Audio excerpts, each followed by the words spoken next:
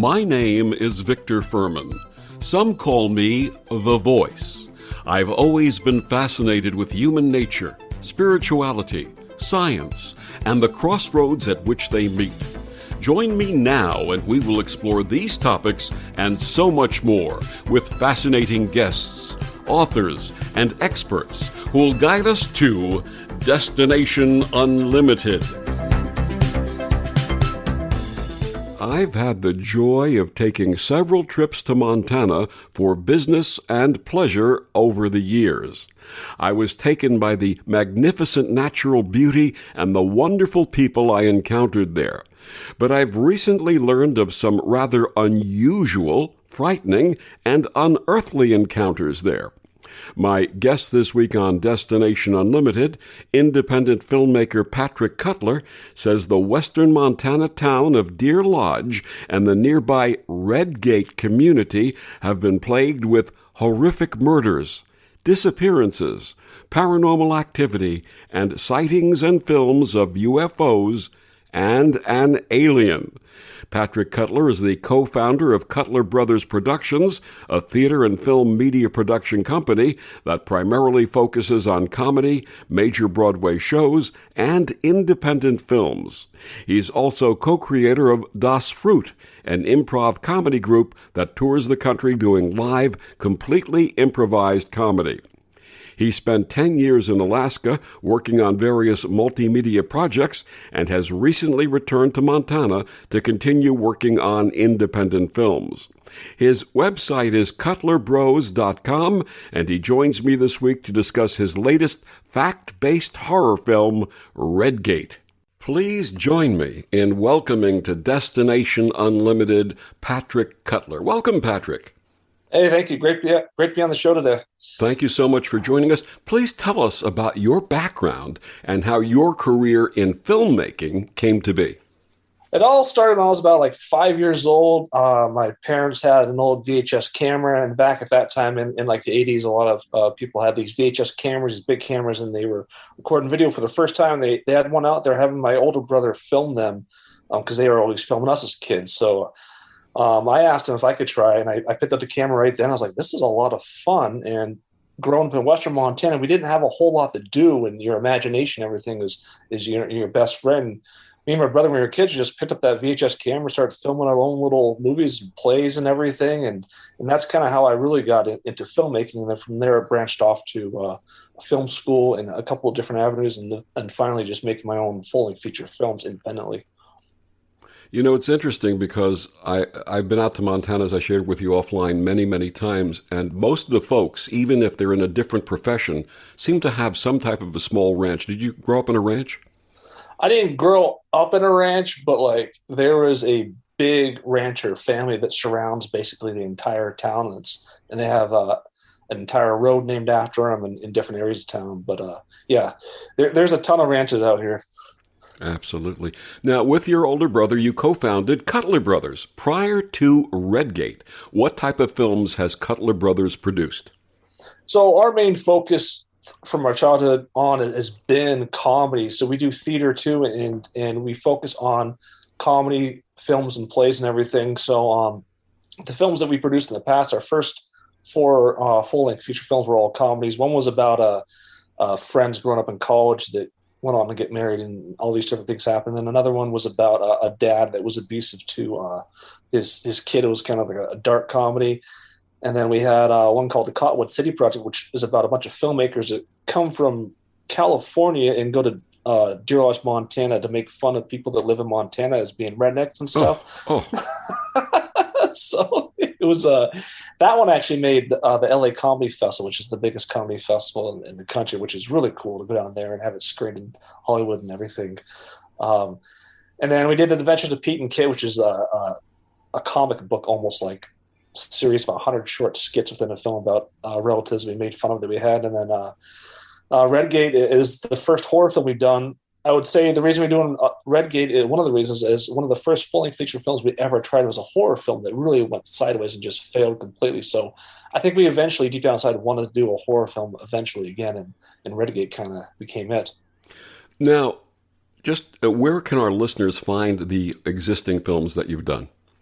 Most of them are YouTube. Cutler Brothers YouTube is where we listed most of them, but you can also go to cutlerbrothers.com. If you go on, there's a lot of theater stuff on there, but if you go to films, there's a listing of the top 3 films we've done in the past, and you can find them all online. And yeah, they're all available on YouTube to watch right now. A couple on YouTube and a couple are on Amazon.com. Our first couple ones we got distributed by Amazon through their video distribution system. Now, you also co-created an improv comedy group called Das Fruit. Tell us about it.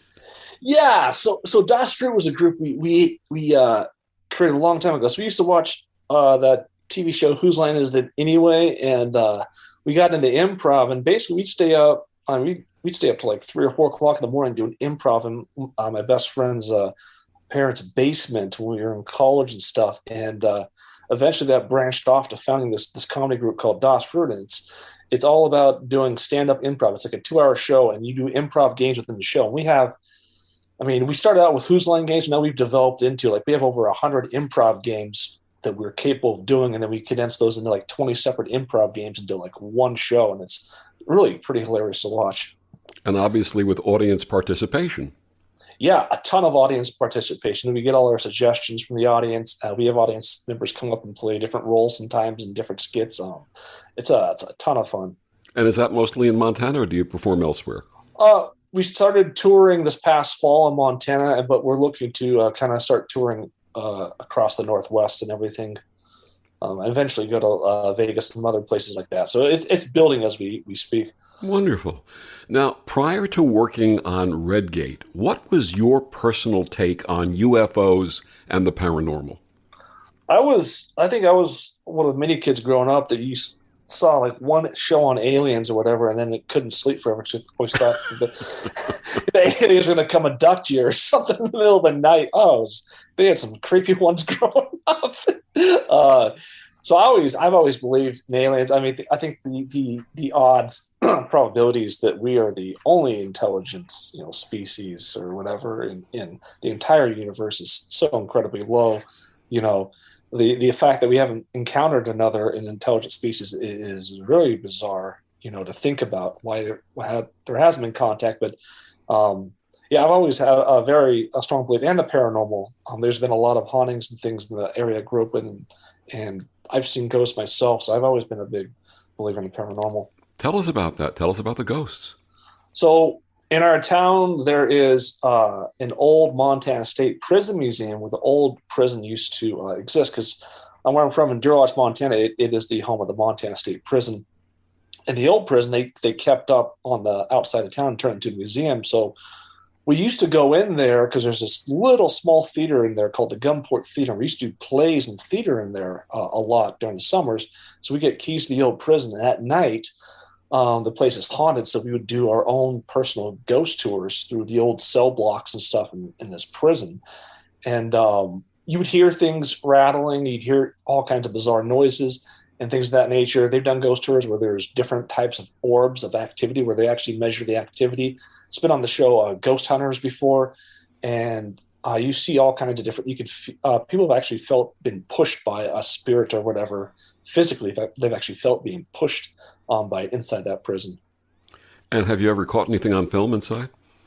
We've done some audio things in there that we've got some pretty creepy stuff, but it's hard. Audio is a little bit harder to confirm, but video wise, we haven't caught anything in there. But we do have several situations where people, like during our plays, there's the roof and everything. And we've had people during our play once come up here like, hey, you guys need to keep it down out there because we can hear people like walk around on top of the roof of the theater.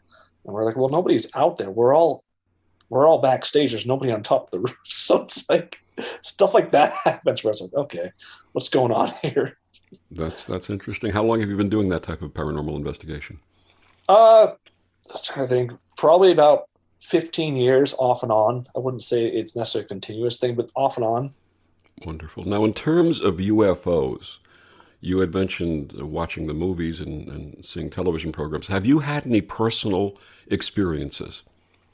The one of the biggest experiences I've had is there's a place out of town, and it's up in the hills, in the mountains, and you park your car there, and it's like a flat, almost uphill type place. You park on this road, and your car, you put it in neutral, and your car starts moving forward, like something is like dragging it forward. It's really creepy place outside of town, and that's definitely one of them. I've seen by the football field when we were kids. We used to have a hillside I used to play on, and I ran down the hill one time, and I saw a ghost from a distance. So I started running at it, this weird shaped glowing ghost it looked like, and then as I got closer, it like disappeared. Those are kind of some of my top stories. How did it make you feel when you saw that? It was interesting. It was really interesting from a distance. You're like, what is that in the light? And you can see it clearly. You start running towards it. This is like 20 yards away, and it was just weird. By the time I got there, it just disappeared. It was like, what did we just see? Because me and my friend was there too. We both confirmed we saw it. So it was right after my grandfather actually passed away. So I didn't know if that was him or what it was. It was really bizarre. It's interesting because I saw my grandfather in spirit when he had passed prior to finding out about it. And that's something that often happens, especially with kids who are sensitive to subtle energy and seeing spirit or understanding spirit in whatever way they understand it. And that's not an uncommon story of a visitation by a beloved one to a child when they pass. So it's possible. It's very possible. With reference to that road that you talked about, where the car, you put it in neutral and it starts moving, did you by chance take a plane or any device to see whether or not it was a flat road or whether it was tilted in one way or another? I haven't measured it myself. I've traveled across that road quite a bit, like during the day, not stopping, just not even thinking about it. It was like one of those things where, like, you were in high school or college, and someone talks about it, and then you get a wild hair in the middle of the night and say, let's drive up in the middle of the night in the middle of the mountains. What could go wrong? And then you like park it yourself out there, and it's yeah. Not sure if it does it as strong during the day. It's just creepier at night. There's a place in Pennsylvania where they have this road that you park your car and it's uphill, and you park your car, you put it in neutral, and your car actually goes uphill against gravity. What it turns out to be is it's an optical illusion. It's not really uphill, it's actually downhill. But the way it looks, the perception is, it looks like you're going uphill. So that's the reason why I asked if you measured the road. Oh, really? Okay, that's interesting. It's really fascinating. So I understand that Montana is one of the top 5 states for UFO sightings, and I recall having my own sighting in the Red Lodge area when I visited there in the 1990s. Any idea why Montana is up there on sightings? I think sometimes these more remote areas, for whatever reason, when it comes to mountains and everything else, seems to attract a lot of this activity. There's also, I think, the history in a lot of these places, like Deer Lodge, for example. There's a history that's kind of skewed towards settlers coming in and having a massacre of Native Americans here that has been a long said story that the town was buried on a Indian burial ground, which is kind of odd. But I think there's a lot of strange activity because it's so rural and mountainous and everything else that a lot of things aren't quite as highly filled with people as like areas in other areas of the United States. Have you gotten reports, other than working on Redgate, have you gotten reports from other folks of sightings? Yes, I've actually got a long list of reports, and a lot of it's in the actual movie. The problem is a lot of people just don't want to come on camera and talk about it. Yeah. I don't know. They're either afraid or it was traumatizing them. We had a private screening of the film a while back, and one of the people that's actually in it, that he has alien footage and stuff in the film, he didn't even show up for the screening, and he didn't respond to me or anything. So I was like, that's kind of weird, but it kind of affects people differently. It's kind of weird. Tell us a little more about the Deer Lodge, Redgate area. What's the population of the area? What is it renowned for? So the population of like the city town area is about 2,500 people, but the area as a whole is probably, you talk about like the outside ranches and the outside places, the suburb type areas, is around 5,000 people. It's right smack in the middle of this big valley with really, it's like almost like I would describe almost like a Paramount film studios type mountain in the background. It's a really beautiful mountain, overlooks the town. There's mountains on both sides of the town. And it's right between the more popular known towns of Montana of Helena, Montana, which is the capital, Missoula, which is about 70 miles down the road, and then Butte, Montana, where a lot of mining took place. It's right in the middle of those three western towns. And it's been known, it's had the Montana State Prison there for, I don't know, whenever the prison came to be. The history of Duras kind of goes, they came to us and said, you can either have the state capitol or the Montana State Prison. And they said, we'll take the prison. That was always a joke in town. I wonder why. I wonder why. Yeah. The other like a lot of small Western towns, they go off of factories or whatnot. But the prison and we had at the time we had the biggest Louisiana Pacific mill in the country, and now it's called something else. So the mill and the prison kind of provide most of the workforce for Deer Lodge. And what's it like in terms of the environment of the folks there? It's kind of old school. Sometimes it's like when it comes to like say like politics, political correctness, things of that nature. It seems like Georgia is always about at least 10 years behind everybody else.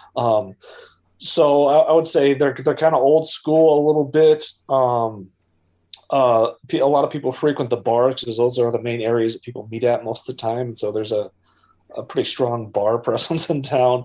For me personally, I'm not like a farmer rancher type person at all. My dad was a teacher and a head football coach, so I just didn't have time to really get into farming, hunting, all that stuff. But you have a lot of people that are big into farming, hunting, outdoor stuff like that. A lot of people, a lot of cowboys, depends on what bar you go to. A lot of people like that in the area. And you never had the aspiration to be a cowboy, huh? No. Once I liked a horse when I was a kid. So my parents tried to get me into like cowboy boots and horses and all these things. I never had any interest in it, to tell you the truth. I went along with it though, so for a while. One of the things that really impressed me when I was out there was how nice folks were to me, especially when I was in the Billings area. Like I said, I was up in the Red Lodge area.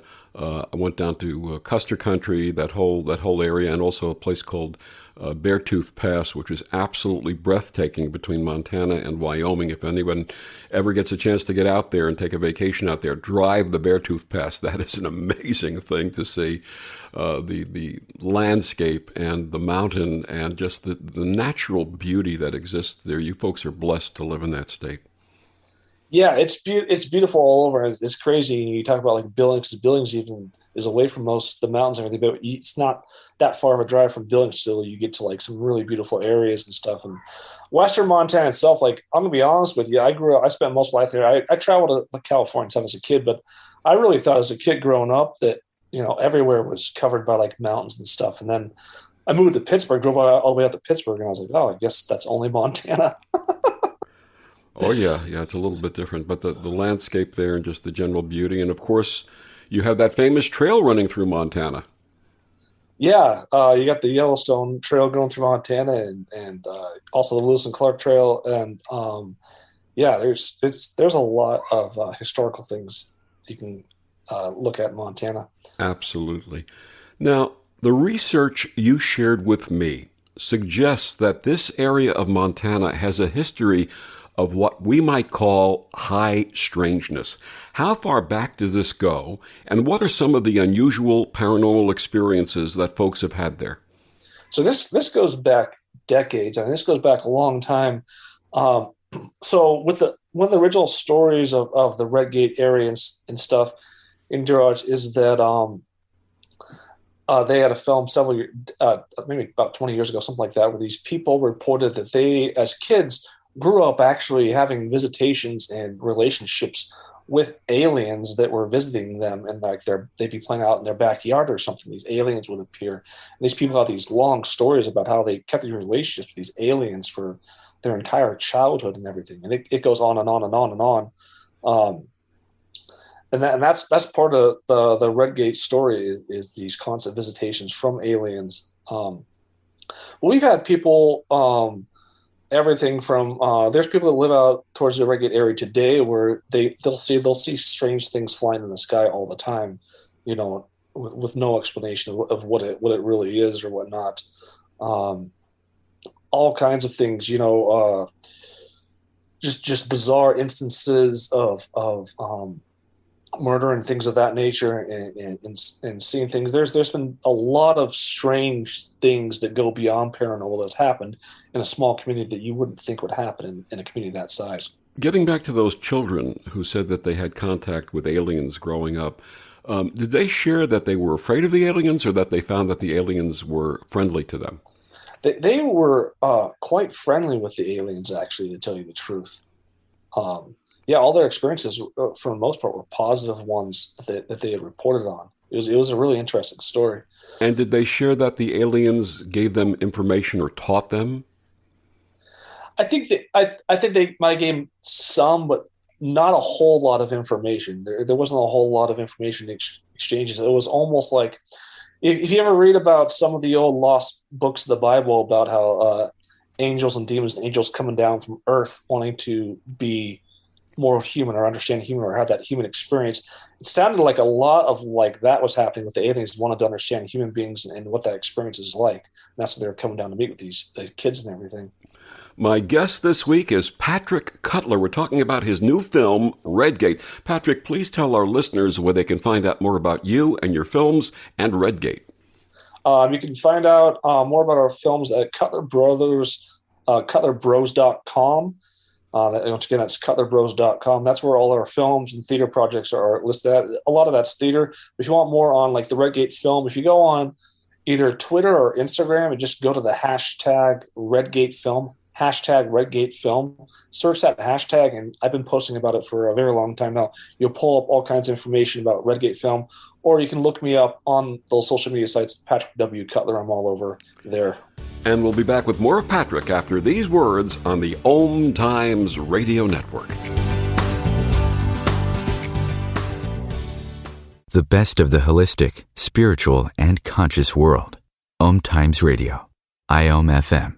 OMTimes Magazine is one of the leading online content providers of positivity, wellness, and personal empowerment. A philanthropic organization, their net proceeds are funneled to support worldwide charity initiatives via Humanity Healing International. Through their commitment to creating community and providing conscious content, they aspire to uplift humanity on a global scale. OMTimes, co-creating a more conscious lifestyle. Hello, I'm Sandy Sedgbeer, host of OMTimes Magazine's flagship radio show, What is Going On? My passion is sifting through information, research, and innovations from new thought teachers, speakers, and researchers pushing back the boundaries of what we know about life, energy, metaphysics, and the universe. I love shifting perceptions about who we are, why we're here, and how quickly impossible becomes normal when we open our minds, expand our awareness, and accept that the only limits that exist are those we place upon ourselves. So if you're the kind of forward-thinking, eager investigator of what lies beyond the current reality that most perceive, why not make a date to come play with me in the field of possibilities at 4 p.m. Pacific Time, 7 p.m. Eastern Time every Thursday, and together we can discover what's really going on. Hi, we're the Goo Goo Dolls. We're fortunate that our daughters have what they need to grow and learn. But that isn't the case for nearly 13 million kids in the U.S. that struggle with hunger. Childhood hunger is a heartbreaking reality that Feeding America is working to change. Each year, the Feeding America network of food banks rescues billions of pounds of good food that would have gone to waste and provides it to families and children in need. You can help kids in need in your community by visiting feedingamerica.org. Brought to you by Feeding America and the Ad Council.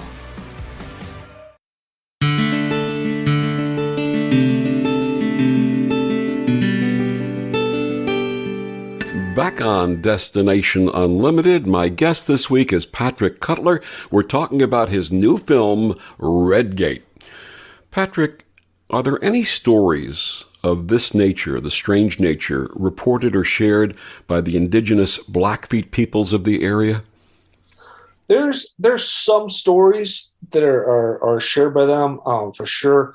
I don't necessarily have all their stories, although Diraj and the Redgate area is kind of between different reservations. I'd say between more, as in like a couple hours away from different reservations, because a lot of Montana is reservations and everything else.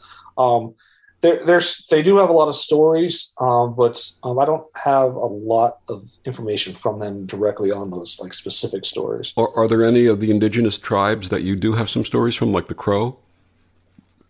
The Crow. Trying to think if I have anything off the top of my head for. The reason I'm asking is I had met someone from the Crow Nation when I was out there many years ago, and they shared stories of what they used to call the Sky People. And I'm just wondering if this is in conjunction with what we're talking about. It could. That sounds really familiar. The Sky People. I actually, to tell you the truth, I actually lived up in Alaska for a while, and the Native Alaskans up there. I actually lived around them a lot. I have a lot of stories from them. They have different crazy stories of different things.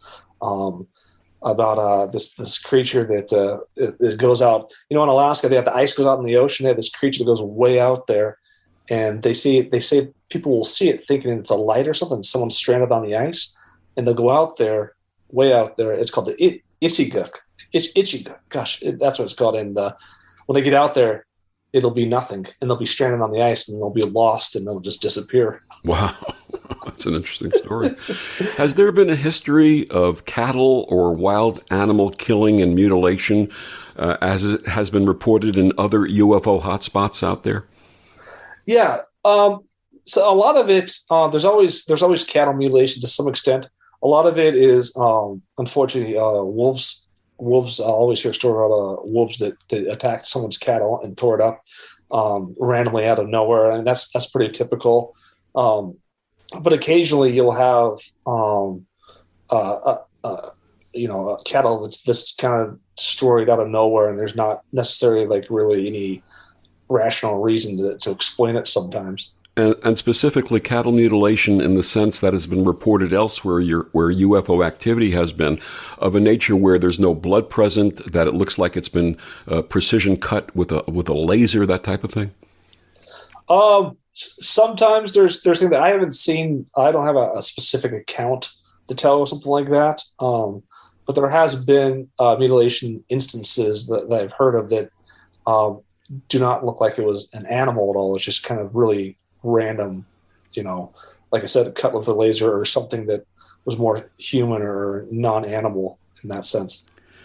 There's an interesting and quite macabre story about how Redgate got its name. Please share that with us.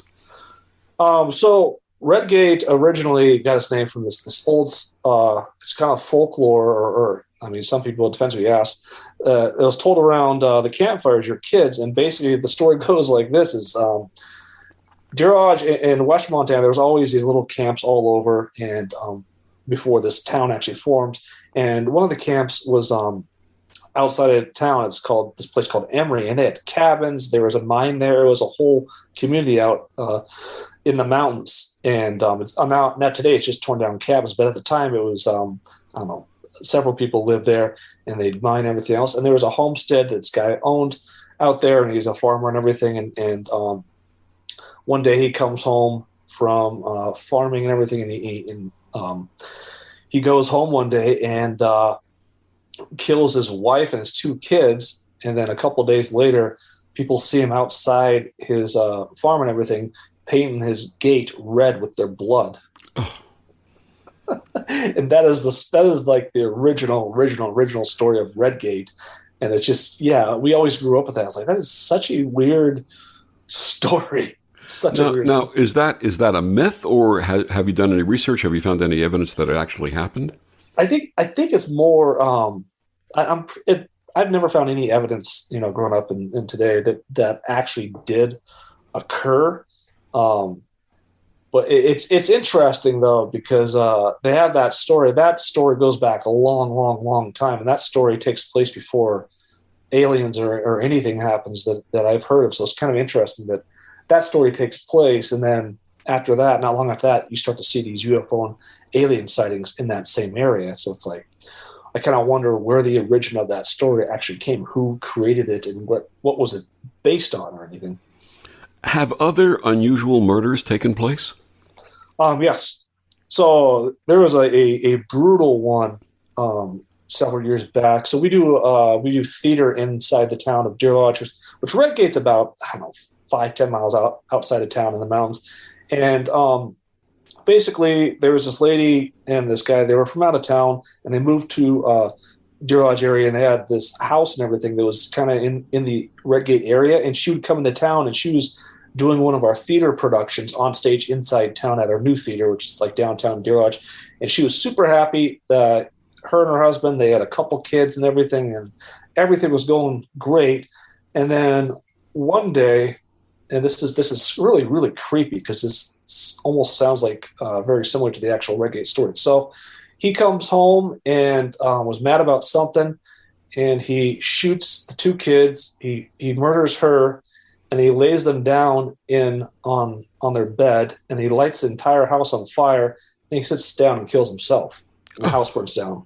Yeah, it was shocking. It was the most bizarre thing I've ever seen in my life. Have there been others?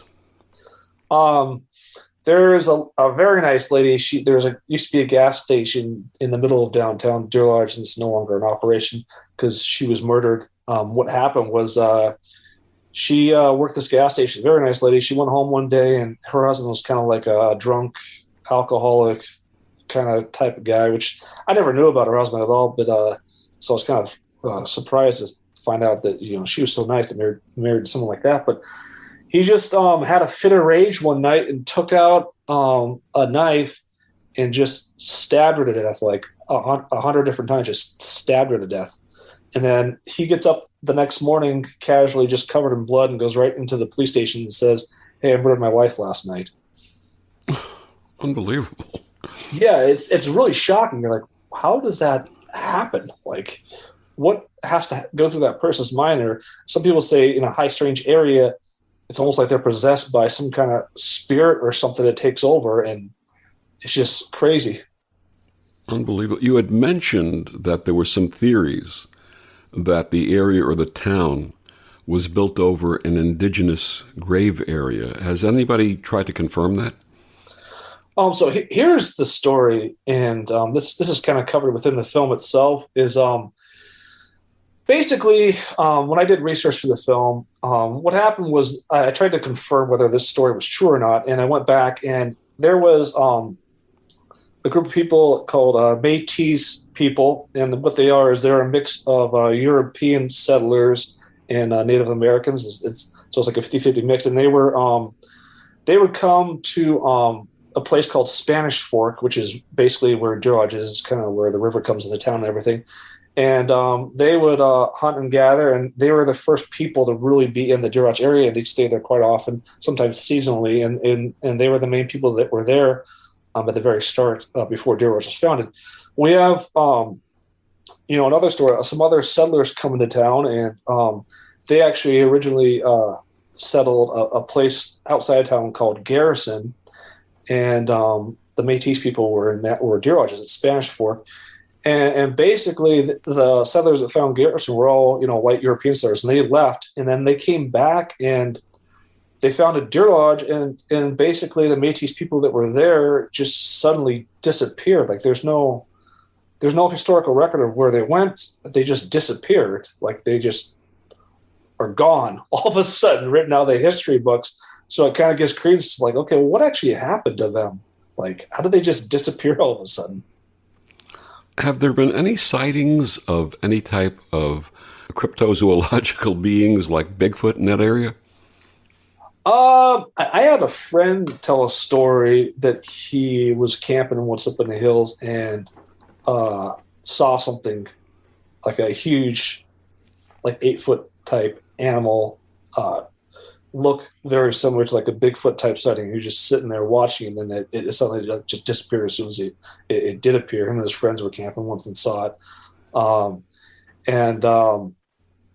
That's about all I've had for Bigfoot. But there haven't been a lot when it comes to that. But there have been a couple stories similar to that. What were the events that actually inspired your film Redgate? The original, so I started writing, I was living in Alaska for like 10 straight years, and I was up there writing it. I wanted to do, looking back, I wanted to do something similar along the lines of the original Chainsaw Massacre film, where it was kind of based on true events, and we had that kind of style of filming and everything.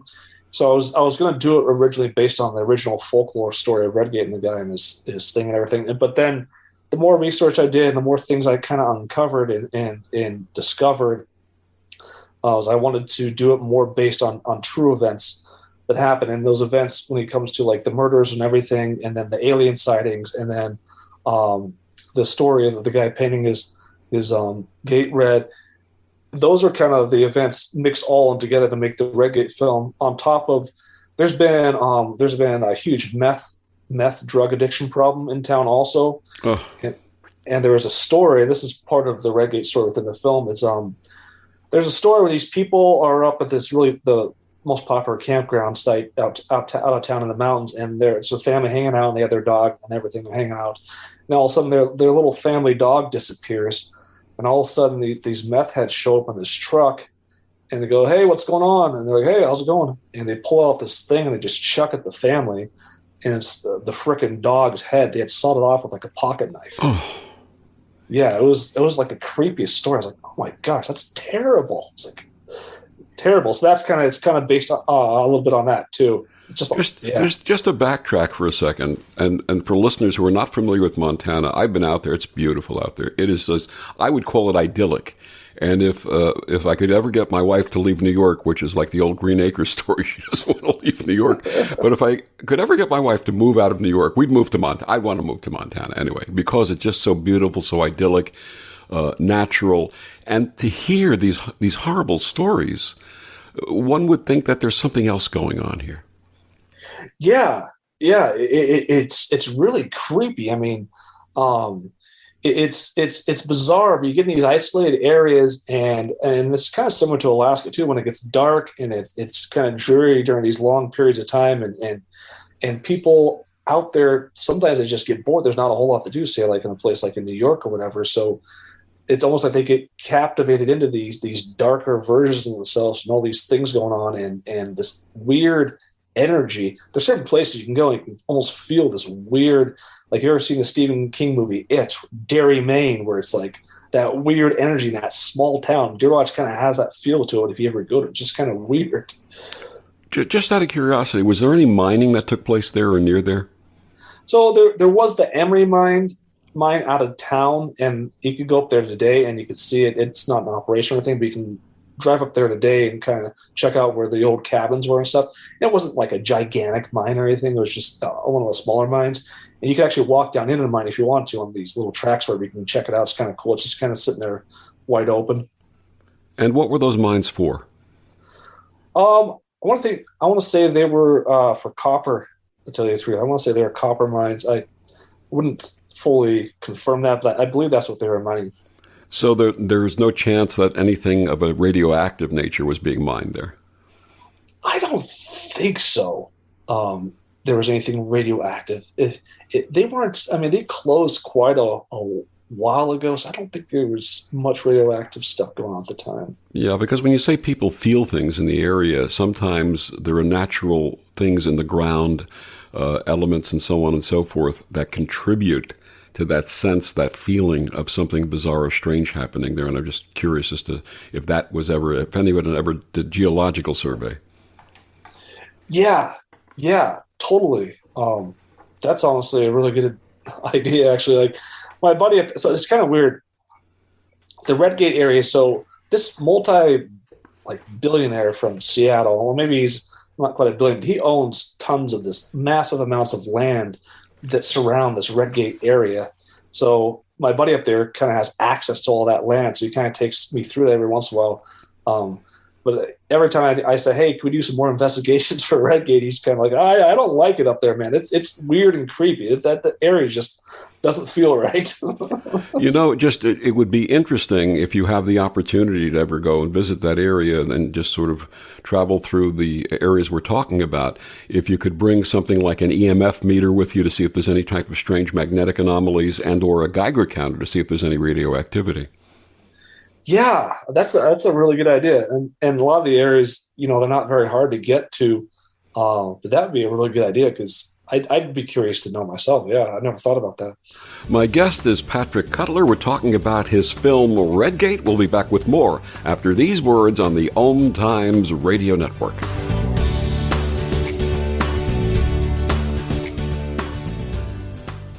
The cutting edge of conscious radio. OMTimes Radio. IOM-FM. Humanity Healing International is a small nonprofit with a big dream. Since 2007, HHI has been working tirelessly to bring help to communities with little or no hope. Our projects are not broad mandates, nor are they overnight solutions, but they bring the reassurance that no one is alone and that someone cares. To learn more, please visit humanityhealing.org. Humanity Healing is where your heart is. Look out, world, we're getting strong. The future's here and we belong. She can STEM, she can do more. Like build a rocket and watch it soar. Or clean the oceans and make the world a better place. Oh, she can STEM, so can you. Find a cure, invent something new. There's no challenge in the world that she can't face. She can STEM. Learn more at She Can STEM. A message brought to you by the Ad Council. Imagine yourself being transported to India, to the banks of the Ganga and an ashram in Rishikesh. Visualize that you are welcome to satsang with an American sannyasi who shares the wisdom of her guru. Your visualization has manifested. Join Sattvi Bhagawati Saraswati for inspiration and transformation every Thursday at 11 a.m. Eastern on OMTimes Radio. Hey, Dad, your prescription will be ready in just a minute. Hey, Dad, your laundry will be ready in just a minute. Dad, your lunch will be ready in just a minute. Hey, honey, why don't you take a minute? When you help care for a loved one, you give them as much time as you can. But it's just as important to take time for yourself. AARP can help. Find free care guides to support you and your loved one at aarp.org/caregiving. That's aarp.org/caregiving. Brought to you by AARP and the Ad Council. Grab a cup of tea or a glass of wine and tune in for Inspired Conversations with publisher Linda Joy on Tuesdays at 2 p.m. Eastern. Linda creates sacred space for leading female luminaries, empowering authors, heart-centered female entrepreneurs, coaches, and healers. A soulful venue where guests openly share the fears and obstacles they've overcome, wisdom and lessons learned, and the personal journey that led them to the transformational work they do in the world. Inspired Conversations to empower you on your path to authentic, soulful living. So I'm a cat, and I just moved in with this new human, and she's got this little toy she's always playing with, all day long. Tap, tap, tap, tap, bloop, bloop. She can't put it down. There it is. Oh, and get this. She even talks to it. Last week, she asked it for Chinese, and guess what? Egg rolls showed up. Like magic. Humans have cool toys. A person is the best thing to happen to a shelter pet. Be that person. Adopt. Brought to you by the Ad Council and the ShelterPetProject.org. Adopt US Kids presents What to Expect When You're Expecting a Teenager. Learning the Lingo. GOAT, G-O-A-T, acronym, stands for Greatest of All Time. As in, spaghetti sandwiches for dinner? They're my fave. Dad, you're the GOAT. You don't have to speak teen to be a perfect parent. Thousands of teens in foster care will love you just the same. Visit adoptuskids.org. Brought to you by the U.S. Department of Health and Human Services, Adopt U.S. Kids, and the Ad Council. More than 24 million Americans have an autoimmune disorder, and that number continues to grow. I'm Sharon Saylor, and I'm one of those 24 million. To put that number in perspective, cancer affects about 9 million and heart disease up to 22 million. That's why I've brought together top experts and those thriving regardless of their diagnosis to bring you the latest, most up-to-date information. Join me, Sharon Saylor, Friday night, 7 p.m. Eastern, for the Autoimmune Hour on Life Interrupted Radio to find out how to live your life uninterrupted. Right now, our country feels divided, but there's a place where people are coming together. I was nervous to talk to someone so different than me. Me too. Love Has No Labels and One Small Step are helping people with different political views, beliefs, and experiences connect through conversation, and it feels good. This conversation gives me hope. It gives me a lot of hope, too. Take a step toward bringing our country and your community together. Start a conversation at lovehasnolabels.com/one small step. A message from StoryCorps, Love Has No Labels, and the Ad Council.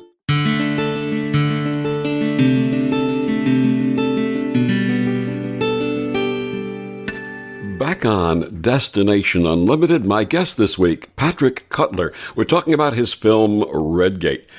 Patrick, what did ranch foreman Don Bromley capture on his trail cam? What he appeared to capture from my observation, a lot of other people, is a fifth-dimensional being that is trying to make its way up this hill and went right in front of the camera as it was trying to go up this hill. It looks like, it's hard to describe. It's whited out, alien, fifth-dimensional being that's just flying by at like 100 miles an hour. Okay, why are you calling it fifth dimensional? That's a term that I got from, he's been talking to several people in the UFO arena, and a lot of people have called it a fifth dimensional being because it comes from, I don't know how to explain exactly like the dimensions or whatever, but it comes from a different, that type of dimension where beings look like that when they're kind of captured on a camera or whatever. So it was trying to manifest in our dimension? Is that what we're saying? Yeah, I think that's what we're saying here. Yeah. And for our listeners who haven't seen, you can see this, by the way. There are several ways you can see this image that Don Bromley captured. How can they do that? You can go on. Let me just pull up. I think you could search if you search Redgate Alien Montana. You can pull it up by just searching Redgate Alien Montana, and the image will pull up on the very front of Google. And it basically, I've watched it several times, it basically looks like you're looking at what's been described as the alien gray being, but very, very light, almost as if it's transferring between one dimension and another. Would you say that's a good description? Yes. Yeah, very much. Like overexposed a little bit, but flying through the camera, yeah. Absolutely. Have others filmed alien beings or UFOs in the area? There is, I think there's a lot under the surface that I could probably get more and more the more I talk to people. I had one person that was able to give me some footage of, he came home from a movie one day with his kid, and these weird white orbs of light were flying around in the sky, and it looked, there weren't fireworks, there weren't anything. He had an older, crummier cell phone at the time he started filming it, and he said that the film doesn't do it justice, but just watching it is really bizarre, these white orbs flying around in the sky. And I understand there'll be never before seen footage in Redgate, is that correct? Yes, and that is actually the footage I've mentioned here, is that he never, it's never been released online or anything, even on Facebook, nothing, and that's the footage in the film that's released. It's really bizarre to watch, especially his live reaction to it. It's just crazy. Are there any what they call the CE5 or the Close Encounter 5 groups out there, people who try to use meditation and send messages out to attract alien activity into the area? I haven't heard of any of that going on personally. I know that the stories of those kids that had contacted the aliens growing up, I don't think they live here anymore, but I know they've came back and done some investigations themselves. But yeah. Have there been any reports of either contact or abduction in the area? I don't think there has been any abduction reports that I know of. Again, referencing the film from like 15 years ago with the kids growing up and talking with the aliens. Beyond that, I hadn't heard of any. I would tend to think that folks out in that part of the country might be resident to share anything of that nature. Yeah, it's really strange. Yeah, a lot of people don't want to come forward and talk about it, because another thing is there's a lot of people that are pretty grounded in geology, and I mean that, like, once you get your foot kind of grounded in a small town, it's different if you're in a small town and everybody knows you and everything else. Word gets out that you're talking to aliens, and that kind of follows you around town for like the rest of your life. I can imagine, unless everyone had a common experience. And have there been other disappearances of folk? There hasn't been. There's been people that have disappeared temporarily, and then someone found them. There's been, I'd say, unfortunately, there's been a lot of suicides in the past in Durage. There was a bizarre suicide where, unfortunately, someone drove up in the middle of the hills here and drove way up there and dug a snow cave to hide their body in so no one could find them, and then killed themselves, which is really unfortunate. Yeah. And then there's another one when someone drove up in the hills with a shotgun and then called one of their loved ones and said they just shot themselves in the chest, and by the time they got there, he was dead. So, yeah, there's been a lot of suicides like that in the area. And again, unless it's related to the meth problem that you mentioned, there may be some other stuff going on there that is worthy investigating and finding out why people are doing things of that nature. What other strange events will be covered in your film, Redgate? Beyond what we covered here, there's some strange. The film kind of takes on a story of following these hikers up in the mountains. And are you familiar with the Stanford Experiment? Yes. The film kind of takes it on that, where it's like the point of the film was to put these people up in this Redgate type area, way up in the hills and these lakes and everything, and isolate them completely.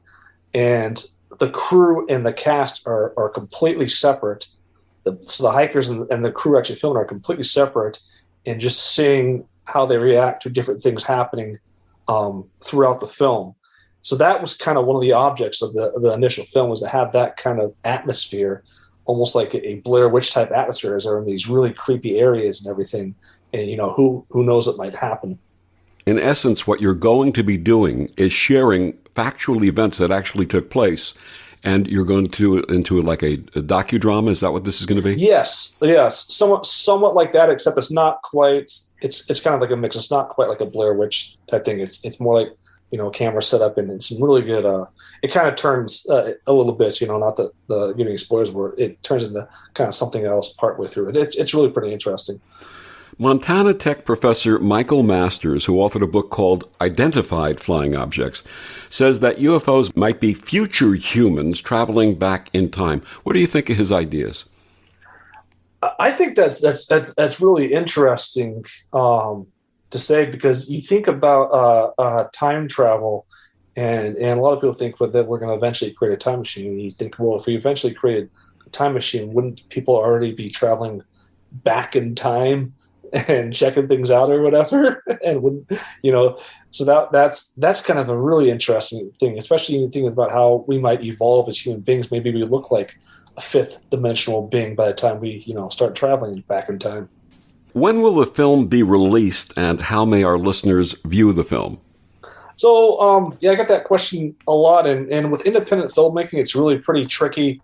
It's not quite like, say, like a major studio releases a film, and they have the production schedule, they have the release date, they have everything lined up. They might hit like one or two big name festivals along the way, and then they release the film. With independent filmmaking, it's like you gotta like promote it, do the film festival circuit, and then after the film festival circuit, hopefully to get a distribution deal of some kind, and then finally release the film. So like right now, I'm in the process of going on through the film festival circuit and everything else, and marketing and everything. So I don't have an official release date right now, but I'm hoping the film will be released within like the next 6 months, hopefully. And what type of rating will this have? This will definitely have an R rating for language and violence. Alrighty. And what about the horror part of it? There's some pretty brutal scenes in there. I'll say that. I'll say the film's it keeps changing a little bit. I think that the final rendition of the film is kind of locked in for the most part now. But the best part of the film I've had since day one is the actual scenes of macabre are pretty brutal in the film. So wouldn't take your kids to it. I understand. What's next for Patrick Cutler and Cutler Brothers? So What's next is we're going to go back on tour with Das Fruit this January, and we're going to start doing more improv shows. We got our theater schedule we just released on Christmas coming up for our regular theater. And then we're doing some more films and stuff coming up. I think we might shoot another film in like March. And then also we're working on getting Redgate out there to as many people as possible. And hopefully after Redgate is a massive success, there'll be a Redgate 2 to kind of follow up it. That would be fascinating. In fact, when you start working on Redgate 2, maybe I'll come out there and work with you and see if we can't find some of the strange stuff that I've been talking about, either geologically or something in the air, something in the environment, and do a little bit of a UFO and paranormal investigation of my own.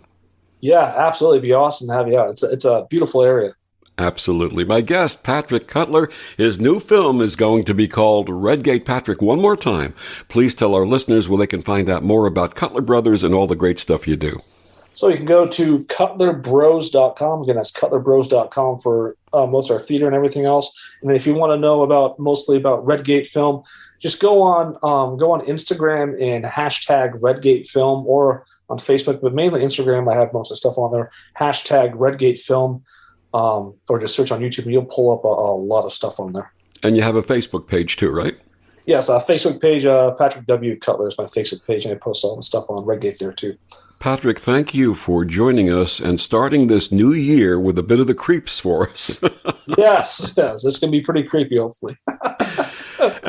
and thank you for joining us on Destination Unlimited. I'm Victor, the Voice Fuhrman. Have a wonderful week.